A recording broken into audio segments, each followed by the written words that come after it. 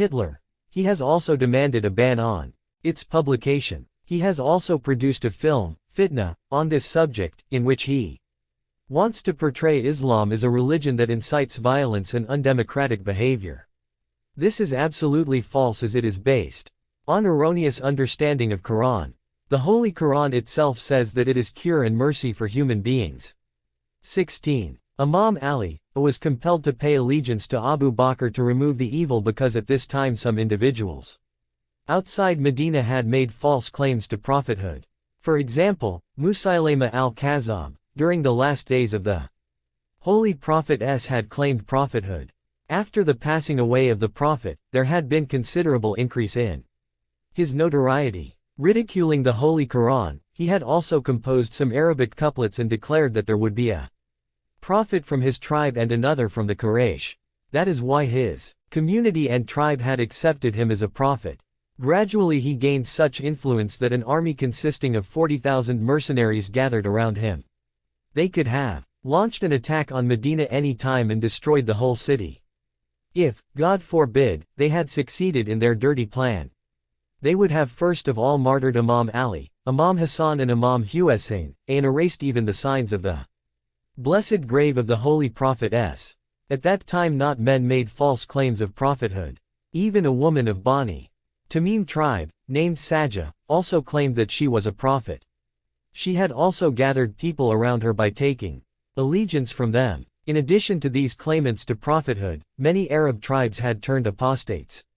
Noman ibn Mundir Sawi of Bani Tamim had crowned himself in Bahrain.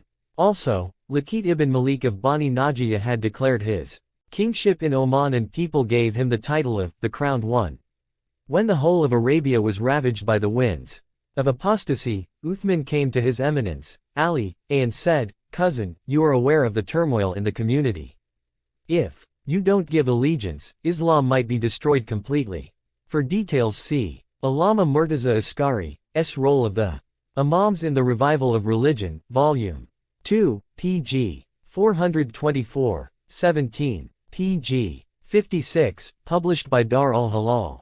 18. The late Maulana Maududi, in the 5th chapter of his book, Khilafat o Mulukiyat, published by Idara Tarjuman Ulquran, Lahore, writes that due to the entry of imperialism in Islam, the method of appointment of caliph was changed. The lifestyle of the caliphs was changed. The position of public treasury changed. Freedom of expression ended. Freedom of judiciary was over. The rule of consensus ended. Dynastic and tribal bigotry appeared. The supremacy of law was destroyed. Khwaja Hassan Nizami, on page 98 of his book Yazid Nama, published by Maktab Kazimiyya, Lahore, under the topic Political Crimes of Amir Muawiyah, writes, "This 14th and 20th centuries are the centuries of politics. In this age, even laymen are competent to discuss politics. It is a time when autocratic and dictatorial regimes are destroyed, and democracy is established in every corner of the world. Principles of equality and universal cooperation, which are taken as basis for this mission or through which demands are raised, are taken originally from Islamic Republic. This same democracy was found in the period of the Messenger of Allah and the four righteous caliphs. But Amir Muawiyah demolished this.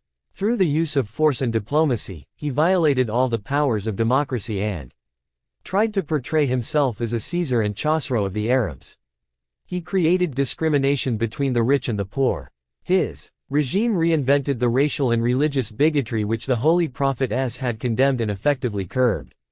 He erased the equality and commonality of people and replaced it with discrimination of individuals, as a result of which the concept of brotherhood was nowhere to be seen.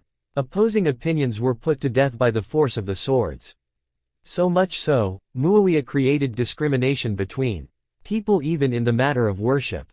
He reserved a special place in the mosque for the king, when in Islam the beggar and king stand side by side in worship of God.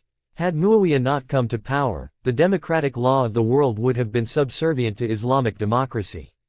Muawiyah concealed with clouds of selfishness the political progress of Muslims that had shone on the horizon of the world with the light of equality. If Muawiyah had been alive today, the Bengalis of India would have fired at him, and the socialists of Europe would have attempted to eliminate him. He may not be alive today, but his acts and deeds are alive in The annals of history, which the devotees of democracy and supporters of freedom will recount with malice and repugnance. Shares. Submission to unjust regimes. In their books on jurisprudence and faith, Sunni scholars have raised the question. Is it obligatory to obey a sinful and tyrant ruler? Sheikh Abu Zahra writes in Al-Mazahib al-Ilamiyya. Ibn Hanbal, Shafi'i and Malik say, one should be patient in facing the injustice of rulers. At the end of Qazi Abdur Rahman Aji's 1 al-Mawaqif, Part 8 and Sa'id Sharif Jurjani's Tushar Mawaqif it is stated, the Murji'a 3 believe that if a person has perfect faith, his sins cannot cause any harm to him, and if he is a disbeliever, his good deeds would bring him no profit. Another group believes that faith means belief in Allah, humility before Him and sincere love for Him. Whoever possesses these qualities is a believer, and disobedience toward Allah and sins would not cause any harm to him. On the basis of this belief, in their view, it is not allowed to rise against a tyrant ruler, who makes light of the religion of Allah and oppresses the people. This is because it would result in disunity among Muslims, and destroy peace and security of the society. After that, the book quotes a tradition from Abu Bakr that the Holy Prophet said, when mischief has spread, it will be better to sit down than to walk, and it will be better to walk than to run here and there, and running here and there will be better than getting involved in mischief. When mischief had spread, you must disperse. He that owns camels or sheep should go out to graze them in the forest, and one who has agricultural land should get busy in farming. Someone asked, O Messenger of Allah, what should one do, if one does not have camels, sheep or land? The Prophet replied, he should whack his sword on a rock and break it. 4. Such narrations are indeed fabrications by the past and present scholars who support the tyrant rulers, just as they have interpreted the Quran to please the rulers and to protect their interests. Sheikh Abu Zahra has quoted such a fabricated tradition, 5 from Sahih Bukhari, that the Holy Prophet said, if a person obtains power and disobeys Allah, one who observes his sins should hate them but should not raise his hand to fight against him. In addition to these fabricated tradition reports, Ash'aris believe that the actions of man in this world are bound by destiny and whatever he does is according to the divine decree. 6. Whatever is mentioned above is the belief of all Sunnah. However, Shias believe that man is free in his actions and Allah has not compelled him to transgress. Man is answerable for his own deeds. Caliphate is a divine right vested in Ali, a. descendants of Ali, and their representatives. Shias have been indulgent to just rulers and have cooperated with them. They say that a just infidel ruler is better than a Muslim ruler who commits injustice. It is a well-known statement of Sa'id ibn Tawas that a just disbeliever is better than an unjust Muslim. Allama Bakhtir Majlisi has also mentioned in Bahar al-Anwar, the state can survive with infidelity but not with injustice. Sharif Razi, the compiler of Naj al-Balagha, has said about Umar ibn Abd al-Aziz, if it is agreed that people should weep for Bani Umayyah, one would shed tears for you. 7. Imam Muhammad al-Baqir says, one who obeys the sinners is faithless. Imam Ja'far is Sadiq says, one who causes Allah's annoyance for the sake of pleasing an unjust ruler, stands expelled from Allah's religion. Imam Ali has said, it is not allowed to disobey the Creator for the sake of obeying the creatures. Cooperation with unjust regimes. Shia scholars believe that actions amounting to cooperation with oppressors are unlawful and are considered as greater sins. During the reign of Harun ar-Rashid, a man named Safwan owned some camels that he used to rent out, and this was his occupation. Harun had hired some of his camels to go for Hajj. One day Safwan called to meet Imam Musa al-Kazim, and the following conversation ensued. Imam, all your actions are good, except one. Safwan, what is it, Mawla? Imam, renting camels to Harun. Safwan, I swear by Allah, I have not hired out the camels to him that he might oppress or go hunting and undertake pleasure trips. I hired them to him for Hajj. Also, my servants hold the charge of those camels, not me. Imam, does Harun owe you the rental charge? Safwan, yes sir. Imam, do you wish that he may live and pay you the rentals? Safwan, yes. Imam, one who wishes for such persons to live is reckoned to be one of them and one who is of them would go to hell. Hearing this, Safwan went to the market and sold all his camels. When Harun heard about it, he summoned Safwan and said, I heard that you have sold all your camels. Safwan, yes, I have sold away my camels. Harun, why have you done this? Safwan, I have become old and cannot remain with the camels, and my servants also cannot look after them properly. Harun, no, it is not so. I know whose hint you followed in doing this. Musa ibn Ja'far must have advised you to dispose the camels. Safwan, what have I to do with Musa ibn Ja'far? Harun said, leave it, but for the good friendship between us, I would have killed you. Letter by Imam Ja'far as Sadiq to Mansur. Mansur wrote to Imam Ja'far as Sadiq, why you don't come and see me like other people? Imam wrote in reply, I do not possess anything about which I fear that you will take it away, and you don't have anything that can be of use to me in the hereafter. Also, you are not blessed with anything for which I may congratulate you, and neither are you in such a suffering that I should offer you condolence. Mansur then wrote, come and advise me. Imam replied, one who desires the world will not advise you, and one who seeks the hereafter will not befriend you. Mansur said, by Allah, Abu Abdillah has clarified the position of the people to me and told me about the difference between the seekers of the world and seekers of the hereafter. Numerous events like this are found in history, which show why the Shia religious authorities of Najaf, Al-Ashraf, Qom and other cities do not interfere in governmental affairs and why they remain aloof from politicians. Their style also shows that they have inherited this line of action from the purified Imams. Participation in governmental affairs. Some Shia scholars have ruled that it is unlawful to participate in governmental affairs. It is only allowed to take part in matters that are in the interest of the believers, and those that are intended to save them from injustice. Apart from these, it is unlawful to participate in any affair of the government, even though it may only be partial. In fact, the Shia jurists have also expressed views regarding the conduct of tyrant rulers. For example, they have laid down justice as the condition for qualification as leader of Friday and congregational prayers, while most rulers of Islamic states have led these prayers. And it is essential, if the people are aware that the person leading the prayer is a sinner and oppressor, their prayers behind him would be invalid. This condition of justice shows that the criteria for absolute leadership are not confined to merely honesty and sincerity. It is also necessary for the leader to be just. Shia jurists have also ruled that singing and dancing, playing musical instruments, sportive hunting and revelries are unlawful, even though the rulers themselves have indulged in these acts and provided facilities for people. These were clearly opposed to the verdict of jurists and proves the sinfulness of the rulers. It shows that the origin of Shia faith is based on opposition against corruption and injustice. Hence, if a ruler takes steps to destroy the Shias, it is not something new. All despotic regimes have acted in this way. Oppressive and pseudo-religious regimes. Oppressive and tyrannical regimes plunder the property of the people, persecute free people, and play with their lives. In this atmosphere of injustice, they select unscrupulous mullahs, clerics who legitimize their crimes and give them a religious hue.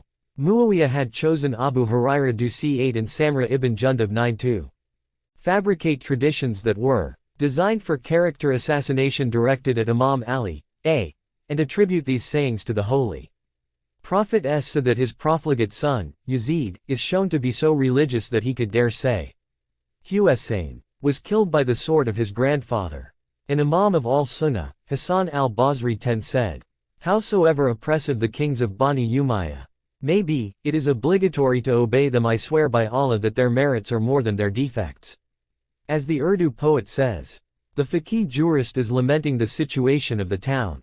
God and Muhammad and prayer niche and pulpit. The Abbasid rulers also had a large number of such sycophants in their service.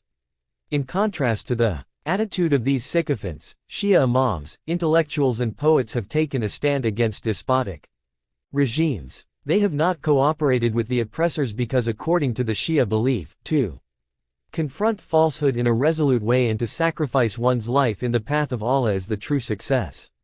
11. Doubtlessly, tyrant regimes have not forgotten this belief of the Shias. They killed the Shias, subjected them to various kinds of hardships and exiled them from the country.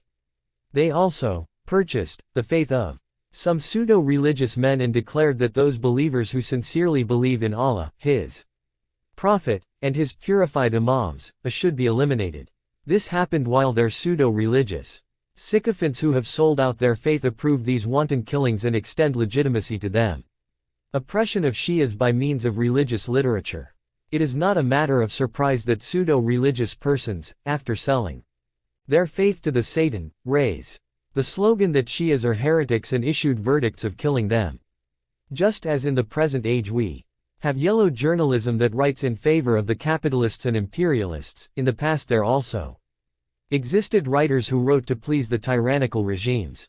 It is nothing new. What is new is that we trust, without investigation, statements of the writers attached to the regimes and consider their books to be heavenly scriptures. So, we should make an unbiased survey of history books and purify them of fabricated materials, especially those books that introduce different sects, because the writers in the past also used to accept bribes and wrote what pleased the regimes. It is like journalism of our time, which repeats lies so frequently that people think it is true. When a writer intends to discuss an Islamic sect, he should refer to the authentic books of that same sect and understand it with the help of its own representative literature. Shias in the view of Ahmad Amin. As we mentioned, the Murji'a, the al-Sunnah in general, and the Imams of al-Sunnah, such as Imam Malik, Imam Shafi'i, Imam Ahmad and Imam Hassan al-Basri, all consider that obedience to oppressive regimes is necessary. According to them, persecutions by the regimes should be accepted as decrees of fate, and one must not rise in revolt against the rulers. However, the Shia population consider revolt against tyrant rulers as necessary. On this point, Shia belief is exactly opposite to the Sunni view. In the view of many followers of al-Sunnah, fighting against tyrant regimes is like fighting against Islam. Meanwhile, Shias say that one of the fundamentals of religion is the campaign against mischief and corruption. In light of this principle, we can understand the statement of Ahmad Amin, an Egyptian author, and other al-Sunnah who say, a Shia can be one who wants to destroy Islam.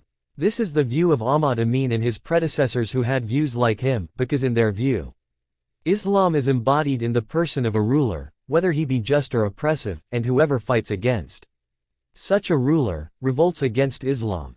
However, according to Shi, as a tyrant ruler destroys the laws of Islam and tramples upon Islamic teachings. Thus, one who fights against such tyrant rulers supports the faith and acts according to the Quran and Sunnah. We are therefore not surprised if Ahmad Amin says that Shia are destroyers, because they are in fact those who destroy the foundations of corruption, injustice, and ignorance. We quote below from the book titled Ali wa al-Qawmiyat al-Arabiya by a Christian intellectual, George Jordak, wherein the author says under the heading Ma'atharin, followers of Ali, represent those who campaign against the despotic regimes of Bani Umayyah and Bani Abbas. They took up confrontation with these despotic regimes in order to uproot injustice and despotism. With this goal, Shias undertook to defend the rights of the oppressed and helpless people. In the history of Shias, we find many courageous personalities loyal to the goal of eradicating various types of injustice, who fought against oppression and acquired the honor fulfilling the wishes of Ali. Shia interpretation of religion does not strengthen the interests of traitors, it benefits common people. It is for this reason that the oppressed Arabs, slaves and Zimmis 12 supported those leaders who were descendants of Ali. Despite having been through the various phases during different ages, there is no change in the revolutionary ideology of Shias, and the vicissitude of time has not brought any change to it. This school still conforms to the aspirations of the oppressed and the deprived, and aspirations of Ali. If we undertake a survey of those revolutionary movements during the reigns by Bani Umayyah and Bani Abbas that took place in Hijaz, Iraq, Syria, Iran and Africa etc. against oppression and despotism, we would find that the leader of the oppressed was Ali. If we scrutinize the aim of those revolutionaries, who shook the East for centuries, we will find that the aim of all of them was the establishment of social justice for which Ali, fought, to which Ali, invited the people, and in the path of which Ali, was martyred. In the same way, we see that many sacrifices were made in the path of friendship with Ali, to all the Muslims, Christians, Westerns, slaves and those who were persecuted and whose rights were usurped. Ali is their standard bearer, and his teachings are guidelines for them. The name of Imam Ali is chanted by the oppressed and seekers of justice, and only he is their sanctuary. Whoever rises against a tyrant considers himself under the protection of Ali, and it was him who campaigned against corruption, mischief, and injustice. Therefore, their revolution is a fulfillment of Ali's aspiration. Ali's name is associated with their reforms that people crave for, and only his name is associated with good deeds that people who are placed in oppressive environments are hopeful for. Thus, Shia faith is the refuge for the oppressed and deprived classes of the society and is the standard bearer for the defenders of those whose rights are usurped. These statements expose the erroneous attitude of Ahmad Amin that the Shia faith is responsible for the destruction of Islam and discord between Arabs. End of quotation from the book by George Jordak. Thus, there is no doubt that the foundation of Islam was destroyed by those who made truth deviate from its path, and having diverted it from its source, the family of the Holy Prophet, and exposed it to the avarice of illegitimately born and freed captives. 13. The foundation of Islam was destroyed by those who made the mother of the faithful 14 mount a camel and roam the rough cities and deserts.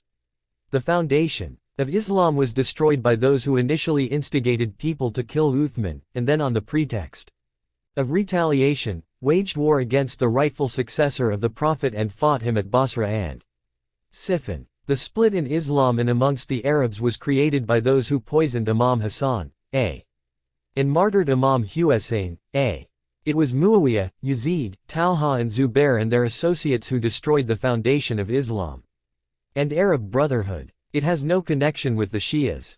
Imam Ali, and the Quraysh. The Almighty Allah had bestowed significant wealth on his Prophet and his family from surrendered property fay and confiscated war booty ghanima.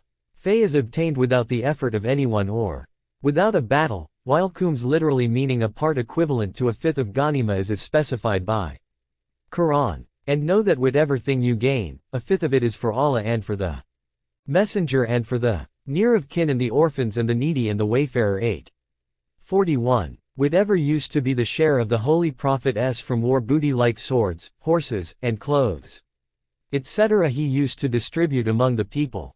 His daughter, Lady Fatima az-Zahra and his grandsons, Hassan and Hussein and his cousin and son-in-law, Ali used to starve for days at end. Their house consisted of mud wall and thatched roof. Lady Fatima worked the handmill so much that her hands became rough and carried water skins so frequently to her house that her neck had scars. One day Lady Fatima came to her venerable father and requested him for a maidservant.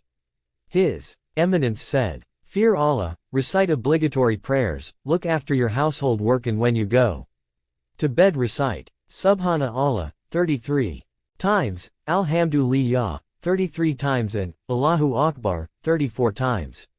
It is better for you than getting a maidservant." When once Lady Fatima became indisposed and was confined to bed, the Holy Prophet visited her. He asked about her health and well-being. She replied, "Dear father, my ailment becomes more severe in the absence of food." The Prophet of Allah began to weep and said, "Do you not want to be the chief of the ladies of the world?" Such was the private life of the guide of Muslims and vicegerent of the Holy Prophet, Ali, Imam Ali, during the period of the Holy Prophet. During the lifetime of Prophet, despite so many difficulties, Ali crushed the heroes of the Quraysh in battles. He always acted as a bodyguard of the Holy Prophet and protected him, and stood shoulder to shoulder with the Prophet in every situation while others ran away from the battlefield or continued enjoying all amenities of life.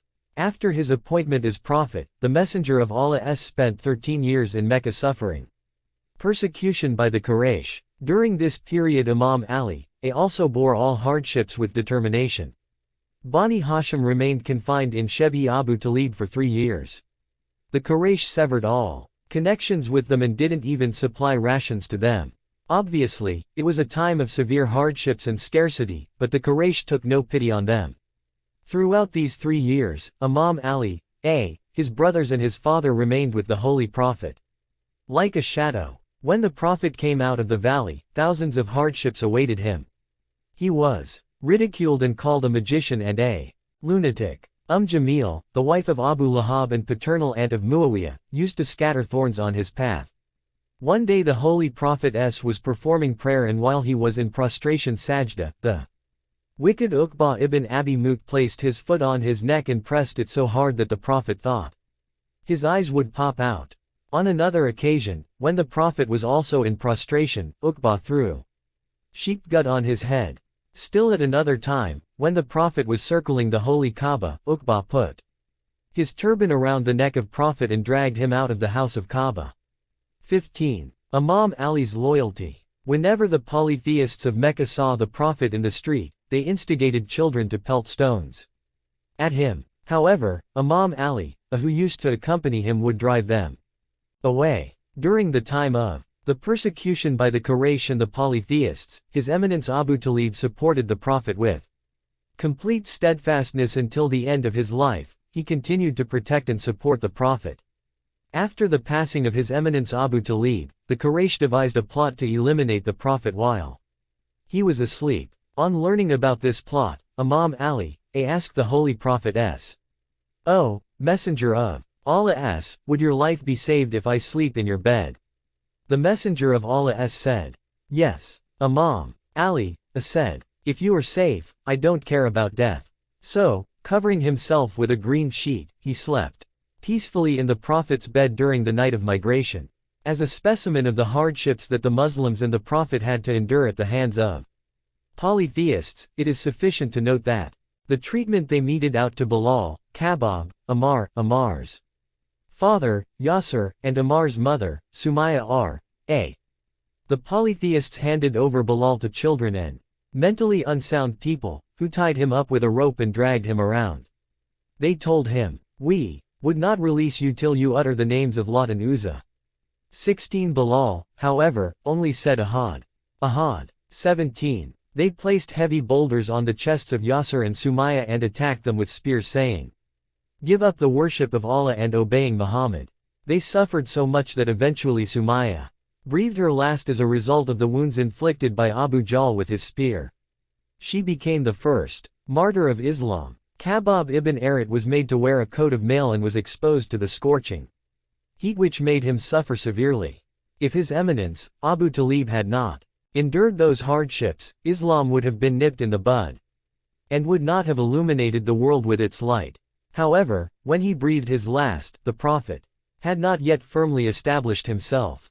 The polytheists thought that after the death of Abu Talib, they would be able to eliminate the Prophet.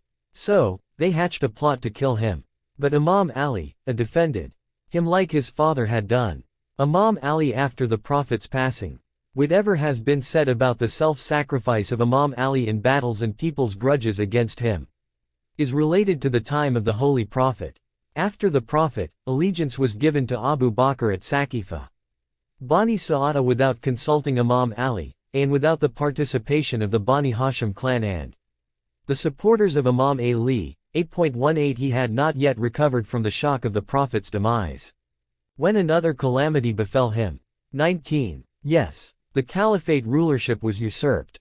Two tragic events affected his heart very quickly and at the same time. Yet, for the sake of Islam's advancement, he did not say anything to Abu Bakr on this matter. He maintained this attitude despite some distinguished companions having met him openly and in secret, urging him to rise and regain his right.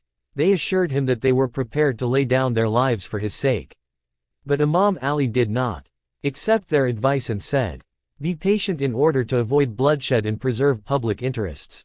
When the opponents realized that Ali would not take up the sword to defend his right, they compelled him to either fight or pay allegiance. Imam Ali had no choice but to remain patient and ignore his right. Therefore, he left Abu Bakr and Umar to themselves and did not speak to them about his right to caliphate. But they did not leave Imam Ali alone. They confiscated the Fadak orchard, which the Holy Prophet had gifted to Lady Fatima, and they did not accept the arguments advanced by Imam Ali. They rejected the claim of Lady Fatima, the honorable daughter of the Messenger of God, whose infallibility is certified in the verse of purification, and whom the Prophet has taken along with himself in accordance with Allah's command at the time of imprecation duel 20 with the Christians of Najran. The participation of Lady Fatima is described in the Quran in the following way. But whoever disputes with you in this matter after what has come to you of knowledge, then say, come let us call our sons and your sons and our women and your women and our near people and your near people, then let us be earnest in prayer, and pray for the curse of Allah on the liars. 361. The power elites were so severe with Imam Ali that they stormed his house.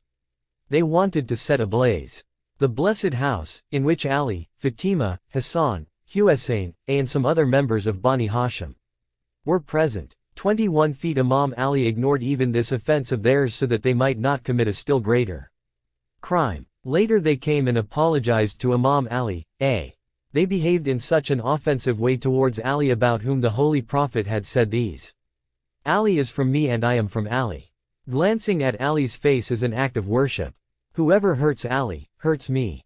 Was Imam Ali guilty of any offense other than his excellence, knowledge, wisdom, faith, and precedence in embracing Islam? Had he any choice, except remaining patient in the face of the crimes of those people? Imam Ali, and Umar's Shura council. Umar took over the caliphate after Abu Bakr's death.